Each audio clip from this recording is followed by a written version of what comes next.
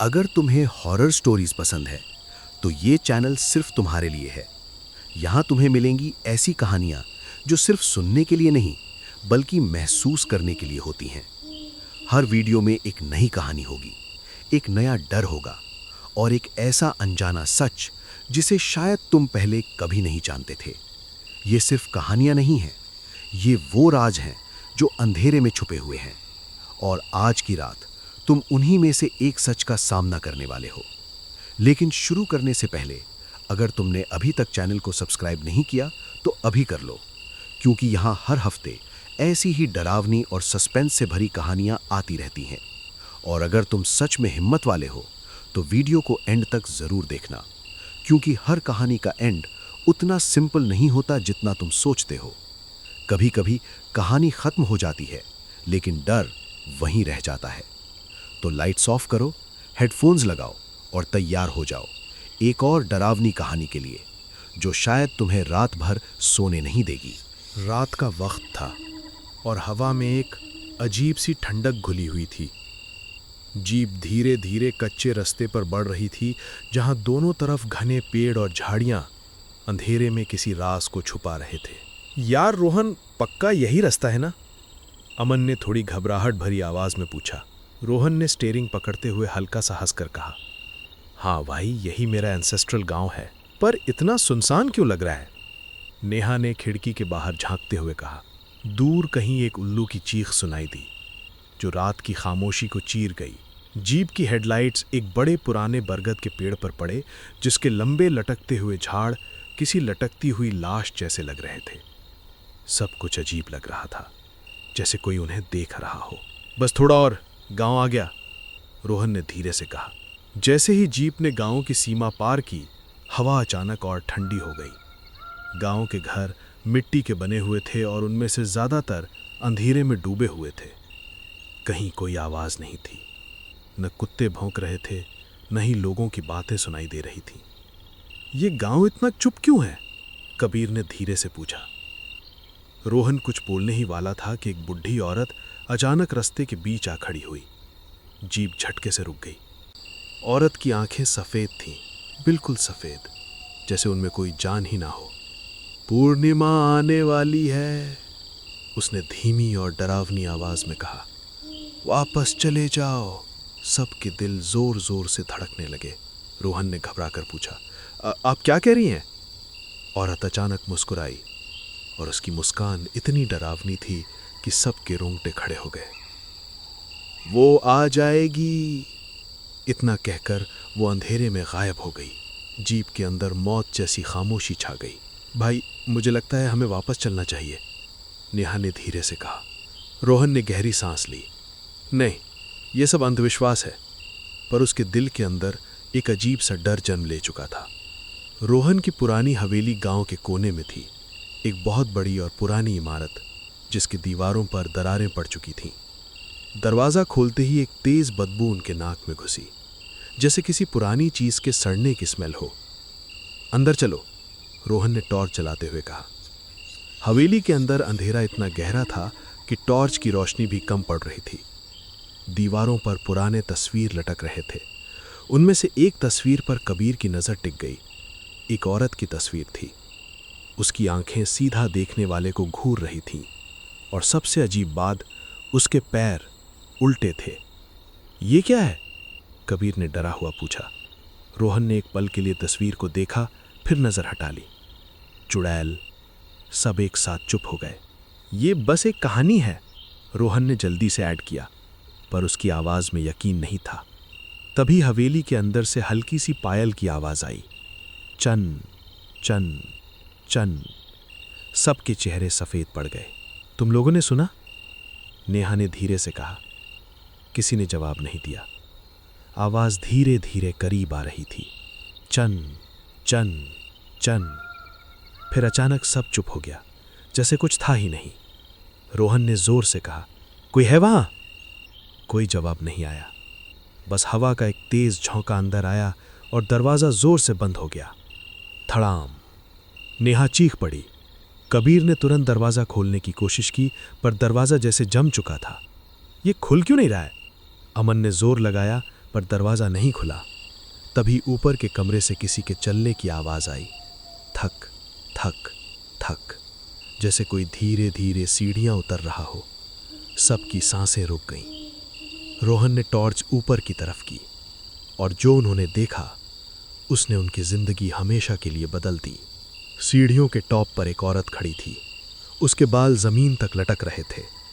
उसका चेहरा अंधेरे में छुपा हुआ था और उसके पैर उल्टे थे।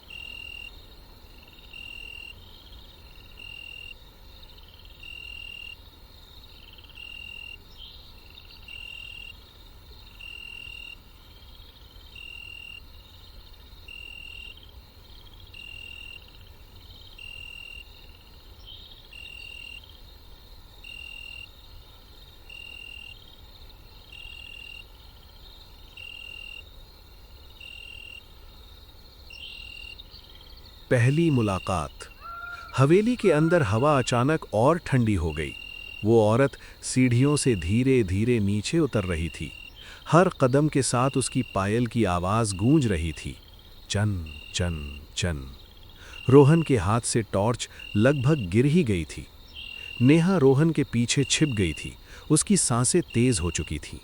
कबीर और अमन पीछे हटने लगे। कौन कौन हो तुम? रोहन ने हिम्मत जोड़कर पूछा। औरत रुक गई। उसने धीरे से अपना सर झुकाया, जैसे कुछ याद कर रही हो। फिर उसने अपना चेहरा ऊपर उठाया। उसका चेहरा देखते ही सबकी चीख निकल गई। उसकी आंखें खून से भरी हुई थीं।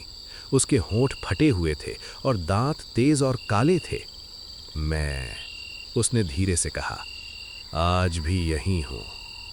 अचानक उसका चेहरा बदलने लगा। एक पल के लिए वो एक सुंदर औरत जैसे दिखी, फिर तुरंत उसका चेहरा फिर से विकृत हो गया। भागो! अमन जोर से चिल्लाया। सब एक साथ दरवाजे की तरफ भागे। कबीर ने पूरी ताकत से दरवाज़ा धक्का दिया।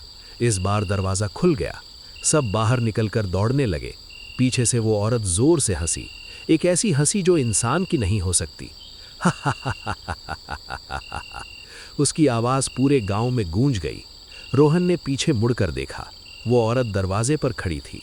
उसकी आंखें सीधा उन्हें देख रही थीं और फिर वो गायब हो गई, जैसे कभी थी ही नहीं। चैप्टर 4, गांव का राज। सुबह होने तक किसी ने नींद नहीं ली। सब एक छोटे से घर में बैठे थे, जहां एक बूढ़ा आदमी उन्हें घूर रहा था। उसका नाम था भैरव बाबा। तुम लोगों ने उसे देख लिया, उसने धीरे से कहा। रोहन ने हाँ में सर हिलाया। वो क्या थी? नेहा ने रोते हुए पूछा। भैरव बाबा ने गहरी सांस ली। वो ये गांव की मौत है। सब चुप हो गए। उसका नाम था मीरा। अमन ने हैरानी से पूछा, मीरा? बहुत सालों पहले ये गांव बहुत खुशहाल था। मीरा इस हवेली की बहू थी, खूबसूरत, मासूम, पर उसके साथ धोखा हुआ। भैरव बाबा की आवाज़ धीमी हो गई। उसके पति ने उसे धोखा दिया। गांव वालों ने उसे दायन कहकर जिंदा जला दिया। नेहा की आंखों से आंसू बहने लगे, पर वो मरी नहीं, क्योंकि उसकी मौत अन्याय से हुई थी। उसकी आत्मा बदले की आग में जलती रही। कबीर ने धीरे से पूछा, और अब हर पूर्णिमा की रात वो लौट कर आती है, अपने खून का बदला लेने। सबके दिल ठंड पड़ गए। रोहन ने घबराकर पूछा, पर हमसे क्या चाहती है? भैरव बाबा ने सीधा रोहन की तरफ देखा, क्योंकि तुम उसी खानदान से हो। रोहन का चेहरा सफ़ेद पड़ गया। तुम्हारे पूर्वजों ने उसे मारा था। हवा एक बार फिर से तेज हो गई। दरवाज़ा धीरे से खुलने लगा। क्रीक! सबने एक साथ दरवाजे की तरफ देखा। दरवाजे के बाहर कोई खड़ा था। लंबे बाल, सफ़ेद चेहरा, उल्टे पैर। वो आ गई। भैरव बाबा ने धीरे से कहा। चैप्टर 5, शिकार शुरू। रात फिर से गहरी हो चुकी थी। आसमान में पूरा चांद चमक रहा था। पूर्णिमा की रात आ चुकी थी। गांव में फिर से मौत जैसी खामोशी छा गई। सब चुप रहो, भैरव बाबा ने कहा, पर देर हो चुकी थी। दरवाज़ा जोर से खुला। धड़ाम! मीरा अंदर आ चुकी थी। उसकी आंखें इस बार और भी ज्यादा खूनी लग रही थीं। उसने सीधा रोहन की तरफ देखा। तुम? रोहन पीछे हटने लगा। अमन ने एक लकड़ी उठाई और उस पर वार करने की कोशिश की, पर लकड़ी उसके अंदर से गुजर गई, जैसे वो हवा हो। मीरा जोर से हंसी। तुम मुझे मार नहीं सकते। अचानक उसने अपना हाथ बढ़ाया और एक झटके में अमन को पकड़ लिया। अमन हवा में उठ गया। बचाओ! उसकी चीख पूरे गांव में गूंज गई। अगला पल सब कुछ खत्म हो गया। अमन जमीन पर गिरा, बिल्कुल चुप। उसकी आंखें खुली हुई थीं, पर उसमें कोई जान नहीं थी। नेहा चीख पड़ी। कबीर पीछे गिर गया। रोहन का दिमाग सुन्न हो गया। मीरा ने धीरे से कहा, अभी और बाकी हैं। उसने अपनी उंगली रोहन की तरफ इशारा किया। अगला तुम हो। हवा का एक तेज झोंका आया और वो गायब हो गई। बस उसकी हंसी रह गई। रात का समय था। आसमान में आधा छिपा हुआ चांद था और हवा में एक अजीब सी ठंडक थी जो सीधा हड्डियों तक उतर रही थी। गांव के किनारे एक पुराना शमशान घाट था जहां रात के बाद कोई नहीं जाता था। लोग कहते थे वहां कुछ है, कुछ ऐसा जो जिंदा लोगों को पसंद नहीं करता। आज रात रवि, अमन और समीर उसी शमशान की तरफ जा रहे थे। भाई मुझे ठीक नहीं लग रहा, समीर ने धीरे से कहा। रवि हंस पड़ा। तू हमेशा डरता रहता है, चल कुछ नहीं होता। अमन चुप था, लेकिन उसका दिल तेज धड़क रहा था। जैसे ही वो शमशान के अंदर घुसे, माहौल बदल गया। जमीन पर राख बिखरी हुई थी और हवा में जली हुई लकड़ी की स्मेल थी। दूर कहीं से कुत्ते भौंके, फिर अचानक सब चुप हो गया। तीनों रुक गए। ये सब अजीब है, अमन ने धीरे से कहा।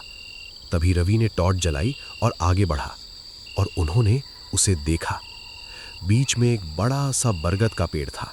उसकी जड़ें जमीन से बाहर निकली हुई थीं और लंबी लंबी जाड़ें हवा में हिल रही थीं, जैसे किसी ने हाथ फैला रखे हों। समीर का गला सूख गया। ये वही पेड़ है ना? रवि आगे बढ़ा। जैसे ही वो पास गया, उसने देखा पेड़ के ट्रंक पर कुछ लिखा हुआ था, खून से, यहां से लौट जाओ। समीर पीछे हट गया। चलो यहां से अभी। तभी एक आवाज आई, हा, जैसे कोई धीरे से सांस ले रहा हो। तीनों ने एक साथ ऊपर देखा। रवि ने टॉर्च ऊपर की और तब उनकी सांसें रुक गईं। पेड़ की शाखों से एक औरत लटक रही थी। उसके बाल लंबे और उलझे हुए थे। उसका चेहरा सफेद था और आंखें बिल्कुल काली। वो धीरे से हिली और सीधा उनकी तरफ देखा, फिर मुस्कुरा दी। समीर जोर से चीखा, भागो! तीनों भागने लगे। पीछे से आवाज आई, धीमी और ठंडी, देर हो चुकी है। रवि और समीर भागते भागते रुक गए। अमन कहाँ है? रवि ने घबरा कर पूछा। पीछे देखा, अमन गायब था। अमन! रवि जोर से चिल्लाया। कोई जवाब नहीं आया, सिर्फ एक हल्की सी हंसी। ये आवाज पेड़ की तरफ से आ रही थी। रवि ने हिम्मत जोड़ी, उसे ढूंढना पड़ेगा। समीर का डर अब हद पार कर चुका था। पागल हो गया क्या? लेकिन रवि वापस मुड़ गया। समीर मजबूरी में उसके पीछे चला। पेड़ के पास पहुंचते ही उन्होंने जमीन पर खून के निशान देखे। वो सीधा पेड़ के पीछे जा रहे थे। दोनों धीरे धीरे आगे बढ़े। पेड़ के पीछे एक गड्ढा था और उस गड्ढे में अमन पड़ा था। उसकी आंखें खुली हुई थीं, लेकिन उसमें जिंदगी नहीं थी। समीर के मुंह से आवाज नहीं निकली। तभी अमन की बॉडी हिली, धीरे से। उसका सर उनकी तरफ मुड़ गया। उसके होंठ हिलने लगे। तुम लोग बच नहीं पाओगे। समीर पीछे हट गया। रवि जम गया। अचानक अमन उठ गया, लेकिन वो अमन नहीं था। उसकी आंखें काली हो चुकी थीं। वो धीरे धीरे रवि की तरफ बढ़ने लगा। ये तू नहीं है, रवि ने कहा पीछे हटते हुए। अमन मुस्कुराया। अब मैं अकेला नहीं हूं। हवा अचानक तेज हो गई। बरगद के पेड़ की जड़ें हिलने लगीं। ऊपर से वो औरत फिर दिखाई दी। हर साल एक बलि चाहिए। समीर का पैर कांप रहा था। ये पेड़ श्रापित है। दोनों भागने लगे। अमन उनके पीछे था। हवा में हंसी गूंज रही थी। जमीन जैसे हिल रही थी। समीर दौड़ते दौड़ते गिर गया। बचाओ! रवि रुक गया और उसे उठाना चाहा, लेकिन अचानक एक जड़ समीर के पैर को लपेट ली। समीर चीखने लगा, रवि बचाओ! रवि उसे खींच रहा था, लेकिन जड़ और कसने लगी। एक झटके में समीर अंधेरे में घसीट लिया गया। उसकी चीख अचानक चुप हो गई। रवि का दिल तेज धड़क रहा था। अब वो अकेला था। वो बिना पीछे देखे भागने लगा, जब तक वो शमशान के बाहर नहीं पहुंच गया। वो रुक गया, जोर जोर से सांस लेते हुए। धीरे से उसने पीछे मुड़कर देखा। सब कुछ शांत था, जैसे कुछ हुआ ही नहीं। सुबह गांव वाले शमशान गए। उन्हें पेड़ के पास 3 लाशें मिली, रवि, अमन और समीर। लेकिन जब गांव वाले पलटे, रवि की बॉडी हिली। उसकी आंखें धीरे से खुली और वो धीरे से मुस्कुराया। उसकी आंखें बिल्कुल काली हो चुकी थीं। अब अगला कौन आएगा?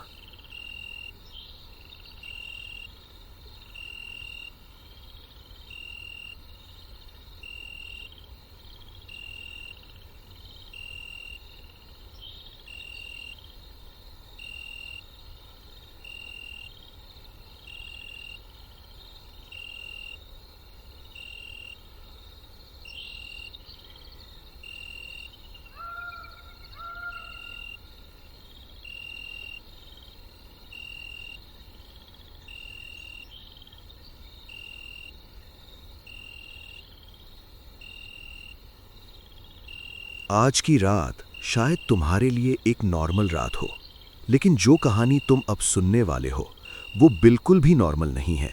ये सिर्फ एक कहानी नहीं, बल्कि एक ऐसी सच्चाई है जिसे सुनने के बाद शायद तुम रात को अकेला बाहर निकलने से पहले 2 बार सोचोगे। कहते हैं हर गांव में एक ऐसी जगह होती है जहां लोग दिन में भी जाने से डरते हैं, और उस जगह का नाम है शमशान।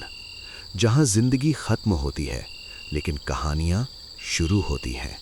आज की कहानी भी एक ऐसे ही पुराने शमशान से जुड़ी हुई है। एक ऐसा शमशान जहां रात के बाद कोई नहीं जाता, ना इंसान न जानवर, क्योंकि वहां कुछ ऐसा है जो जिंदा लोगों को पसंद नहीं करता। लोग कहते हैं वहां एक पुराना बरगद का पेड़ है, बहुत पुराना, इतना पुराना कि किसी को याद भी नहीं कि वो कब से वहां खड़ा है। लेकिन अजीब बात यह है कि उस पेड़ के पास जाने वाले लोग कभी वापस नहीं आए। कुछ लोग कहते हैं वो पेड़ जिंदा है, कुछ कहते हैं उसमें किसी की आत्मा बसती है, और कुछ लोग उसका नाम तक लेने से डरते हैं। लेकिन सच क्या है ये आज तक कोई नहीं जान पाया। और फिर एक रात 3 दोस्त सिर्फ मजाक मजाक में उस शमशान की तरफ निकल पड़े। उन्हें लगा ये सब बस अफवाह है, एक कहानी जिससे लोग डर जाते हैं। लेकिन उन्हें नहीं पता था कि कुछ कहानियां सच होती हैं और कुछ जगहें इंसान के लिए नहीं बनी होती। वो 3 दोस्त उस रात शमशान गए, लेकिन वापस तीनों नहीं आए। सुबह जब गांव वाले वहां गए तो उन्हें सिर्फ 3 लाशें मिली, और उस बरगद के पेड़ के नीचे कुछ नया लिखा हुआ था, खून से अगले का इंतजार है। आज की कहानी उन्हीं 3 दोस्तों की है और उस बरगद के श्राप की। तो अगर तुम सच जानने की हिम्मत रखते हो तो वीडियो को एंड तक ज़रूर देखना, और याद रखना कुछ दरवाजे खोलने के लिए नहीं होते।